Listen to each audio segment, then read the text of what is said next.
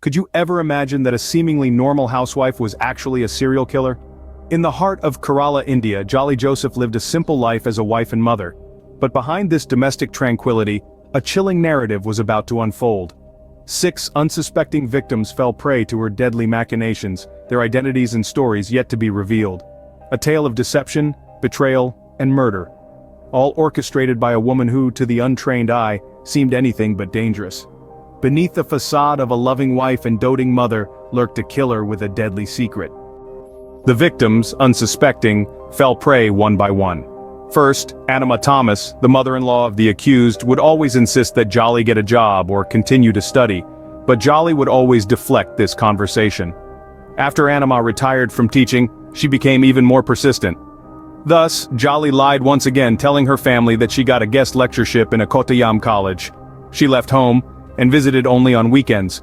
But the fact that Anima might find out about her lies bothered her. Finally, in 2002, she decided to take matters into her own hands.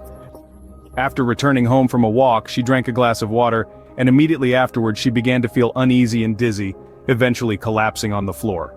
She was taken to the hospital where she later died, and the doctors declared that she had suffered a heart attack. In 2008, Jolly's next victim was 66-year-old Tom Thomas, her father-in-law. Tom owned a decent amount of land, roughly 1,600 square meters, which he seemingly intended to give to his younger U.S.-settled son Rojo before moving stateside himself. Fearing that her husband and she would be left with nothing, she concocted a plan to grab the property. Exactly 6 years after the first victim's death, on August 22nd, she killed her father-in-law. The first 2 deaths had not raised any suspicion. It was the third death, that of Roy Thomas in 2011, which for the first time gave a glimpse of murder. After Tom's death, Roy had inherited all his property. Jolly's next murder was carried out with the intention of laying her hands on it. Roy Thomas had come home from work and had dinner prepared for him, which was his favorite dish, rice and curry. After consuming this, he felt immediately ill and rushed to the bathroom. He was found lying unconscious on the floor of his bathroom, vomiting and frothing from his mouth. He was declared dead at the hospital.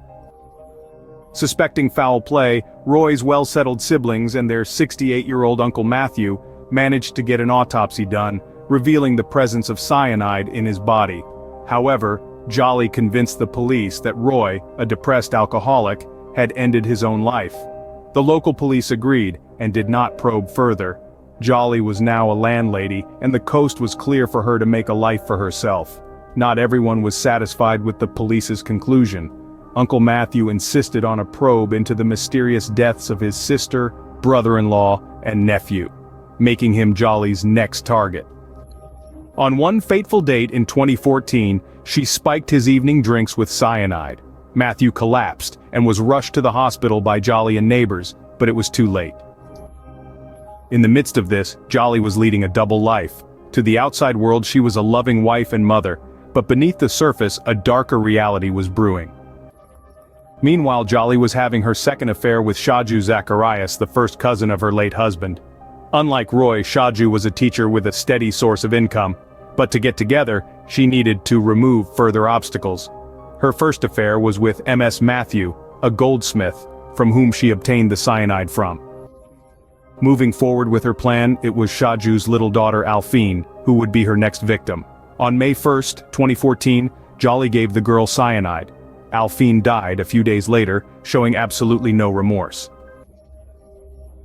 Next to be eliminated was Shaju's wife, Seely, her 6th and final victim. On January 11, 2016, Jolly took unknowing Seely for a dentist appointment, where she laced her medicines with cyanide. Unfortunately, Seely met the same fate as the previous 5 victims. Having completed her morbid plans, she was now free to marry Shaju and live her new life. Jolly had a method, a deadly routine that allowed her to evade suspicion for a long time. With meticulous precision, she poisoned her victims using cyanide, a lethal substance that can leave the body quickly, leaving minimal traces. This, coupled with her ability to mimic natural illness symptoms, made her crimes nearly impossible to detect. Her victims, all close to her, unsuspectingly consumed the deadly concoctions she prepared.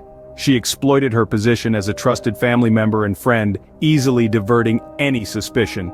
The community, blinded by grief, failed to connect the dots. They saw a string of tragic, unrelated deaths. not a cold-blooded serial killer in their midst.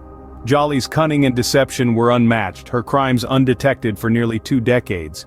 It was a perfect crime. After claiming 6 victims and seemingly getting away with it all, it was her own son who led to her downfall. Driven by a mix of guilt and fear, he persuaded his mother Jolly to confess to her monstrous crimes. The chilling admission of guilt, a disturbing tale of deceit and murder, led to her immediate arrest. Additionally, since his brother's death, Rojo Thomas had never been satisfied by Jolly's version of events. Finally, in June 2019, he approached the police, seeking a probe into the deaths of his parents and brother. Subsequently, all the dead bodies were exhumed and subjected to autopsies, proving foul play. The once trusted and loved member of the community, now a cold-blooded killer, was finally behind bars. In the end, justice caught up with Jolly, but not before she had claimed 6 innocent lives. Today, Jolly and Matthew both sit behind bars, her reign of terror finally over. Her case remains active, with new evidence and testimonies shedding light on her horrible deeds. The story of Jolly Joseph serves as a chilling reminder that sometimes the most dangerous killers are the ones who hide in plain sight.